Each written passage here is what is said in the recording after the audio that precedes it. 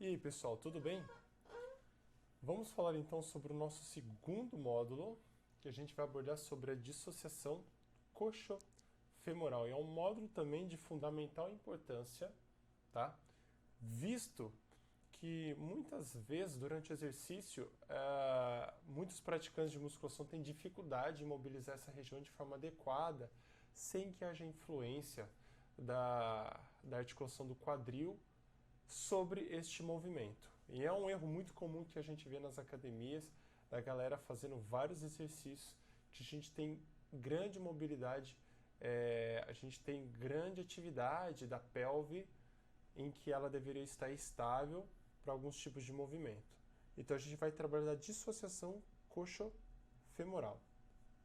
Então, qual que é a função dessa articulação? Qual que é o ideal que essa articulação trabalhe? O ideal é que ela consiga trabalhar de uma forma independente da pelve, tá?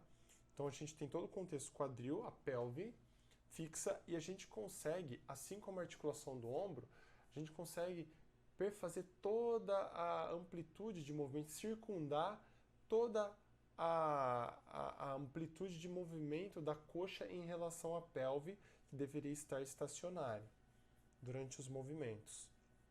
Então, desacoplar o fêmur da pelve durante os movimentos é uma função básica, é uma função ideal para quem faz treino, para o treinamento correto e adequado dos membros inferiores e para evitar as discinesias, evitar as disfunções de movimento.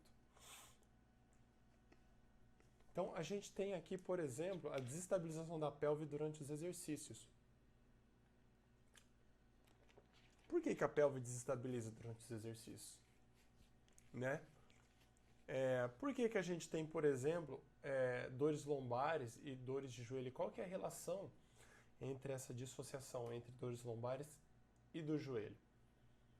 E aqui embaixo a gente colocou a restrição de movimento que leva à ineficiência da contração muscular dos músculos que deveriam agir de forma efetiva durante os exercícios. Então, uma coisa leva a outra. Durante os movimentos, durante os exercícios que a gente faz, por que a pelve desestabiliza? Muitas vezes essa desestabilização ela ocorre por uma falta de, um somatório de fatores, falta de coordenação inter e intramuscular entre os músculos da pelve, para coordenar e estabilizar o movimento, ao mesmo tempo permitir com que o eixo coxofemoral, da articulação coxofemoral, fique livre para poder fazer os movimentos, os músculos trabalhem de forma congruente.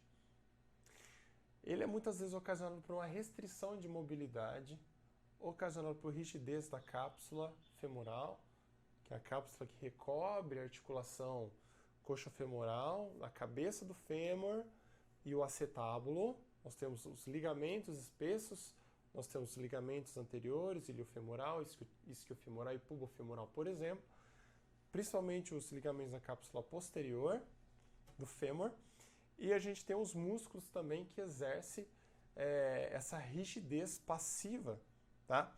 E essa rigidez, ela torna a mobilidade restrita.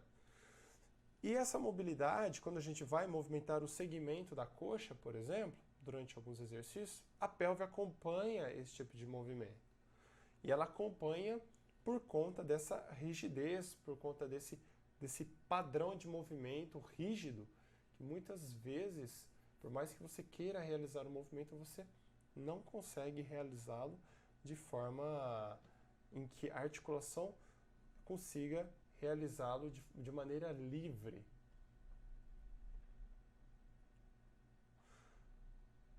Dores lombares do joelho. Deixa eu ver aqui se eu abordo um pouquinho no próximo slide aqui. Como eu já tenho dito, né, a rigidez da cápsula articular gera restrição de mobilidade, rigidez muscular dos músculos, que a gente tem origem e inserção na pelve, tá? Origem, inserção na pelve e no fêmur, e alguns que transpassam a tíbia, transpassam o fêmur, tendo inserção na tíbia, e outros que transpassam a pelve anteriormente e tem injeção, a origem nos processos transversos da coluna lombar e torácica. Nós temos os adutores, os rotadores laterais e mediais, rotadores laterais e mediais, faz rotação externa, ou seja, para fora e interna da coxa, os flexores e os extensores. Então, todos esses grupos musculares rígidos ou inativos, eles vão gerar uma restrição de mobilidade e eles vão gerar uma dificuldade de recrutamento muscular adequado dos músculos dos membros inferiores. E eles são ocasionados pela rigidez muscular, padrões posturais disfuncionais. Então, pessoas normalmente que passam muito tempo sentados, trabalham muitas vezes em escritórios, né? Às vezes o indivíduo ele é atleta ou não, mas ele passa muito tempo sentado. Mulheres que usam muito salto alto, por exemplo, geram padrões no quadril disfuncional que vai alterar toda a estrutura de movimento, tá? De forma ascendente e descendente. E isso pode ocasionar uma rigidez, tá? Dessas articulações. Por que causa dores lombares? E dores no joelho? Porque como a gente já viu, tudo aquilo que foge ao centramento articular, tudo aquilo que causa uma desestabilização, a gente vai ter um ponto onde a força ela vai agir de forma disfuncional. Então, por exemplo, a relação da rotação, inclinação anterior e posterior da pelve, ela está totalmente ligada com a coluna. Então, por exemplo, se eu tenho uma inclinação anterior da pelve, a gente vai ter uma acentuação da coluna vertebral na região lombar, e essa curvatura ela pode acentuar a dor lombar que a pessoa sente, normalmente nos processos transversos, pode ocasionar uma disrupção da cadeia de forças em que ela deve agir na coluna neutra, na curvatura fisiológica da coluna. Eu vou mostrar aqui para vocês o movimento que eu realizei, foi gravado, para vocês terem uma ideia mais clara sobre a influência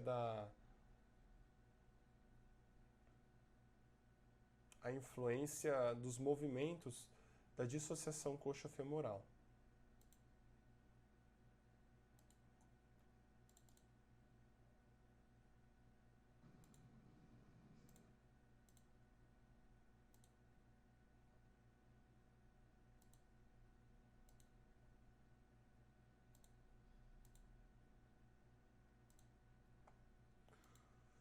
Então, aqui eu estou fazendo um exercício, tá? Numa posição quadrúpede. Essa é uma posição em que dá para ver claramente a mobilidade, a dissociação da pelve em relação à coxa. Então, vocês reparem bem nos movimentos que eu vou realizar. Eu vou estar explicando aqui para vocês, tá? Eu vou estar passando a seta do mouse em cima, aonde vocês devem reparar para vocês saberem exatamente o que acontece quando um padrão ele é efetivo e num padrão disfuncional de dissociação coxo-femoral. Isso vai interferir completamente no seu treino de perna. Pode ter certeza. Treino de membros inferiores em que a pessoa não tem essa dissociação bem trabalhada, ela não vai conseguir trabalhar de forma adequada os membros inferiores e ainda você pode ter uma predição a ter uma lesão na região da lombar e região do joelho.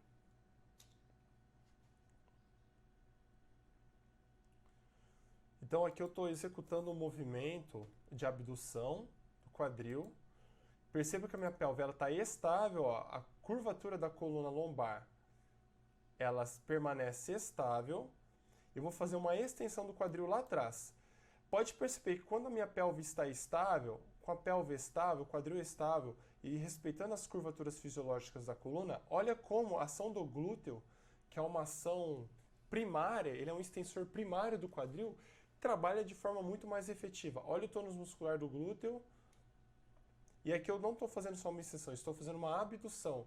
Então aqui a gente tem ação tanto do glúteo médio quanto do glúteo máximo. segurei a isometria lá em cima, agora eu retorno em flexão com o meu quadril, com a minha coluna lombar e a minha pelve totalmente estabilizada. Na verdade, quase 100% estabilizada. Ainda há um pouquinho de flexo e extensão para ser trabalhado. Aqui eu faço o movimento de adução, abdução. Olha lá. Coluna lombar e pelve estável. Faz o movimento de extensão, coxo femoral. Ok, agora eu vou alternar as pernas. Fazer a da perna do lado direito. Então percebam no movimento que eu estou realizando. Ó. Quando for realizar esse tipo de movimento, é muito importante que se mantenha a atividade dos músculos profundos do abdômen. Manter o cilindro toracopélvico, todos os músculos da região profunda e superficial, ativado, mantendo a respiração diafragmática a fim de que haja estabilização da pelve em relação à coluna também.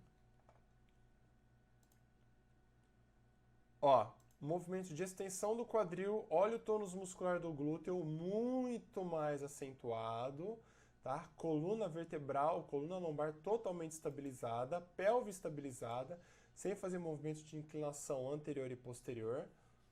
Pode perceber.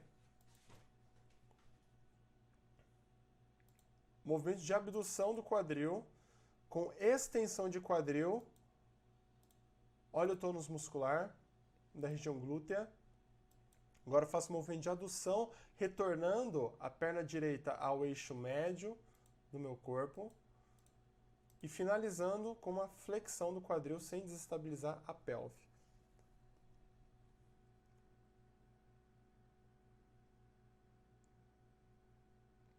Novamente, ó, extensão de quadril, com adução e retornando em flexão. Agora eu vou mostrar para vocês os movimentos disfuncionais que ocorrem muito aí.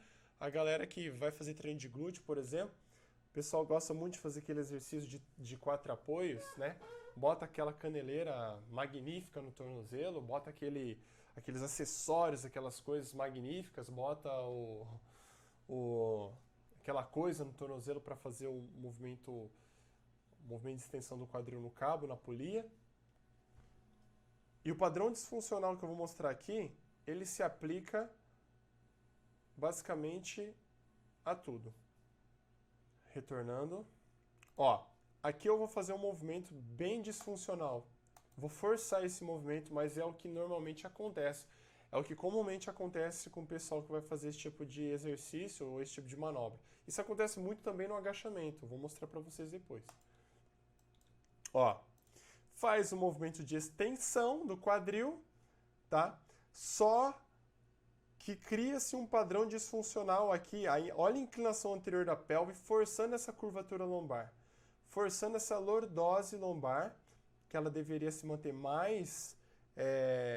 menos expressiva. E ainda por cima, o que muito acontece? Eu faço uma extensão de quadril, mas essa extensão ela não ocorre a nível coxo femoral, ela ocorre por causa da minha pelve, por causa da inclinação anterior da pelve, permitindo com que eu consiga alcançar maiores amplitudes com o meu pé, mas sacrificando a articulação coxo femoral. Não por causa do glúteo, mas por causa da inclinação anterior da pelve, e essa inclinação anterior da pelve ela é ocasionada pela tensão passiva que os flexores do quadril exercem de forma passiva sobre a região anterior da pelve, do ilho. Os músculos retofemorais, o grupo muscular do iliopsoas, acentuam essa curvatura lordótica. E aqui, ó, faço uma flexão. Fiz a extensão de novo. Agora, ó, vou fazer uma flexão, ó, destabilizando a pelve, ó.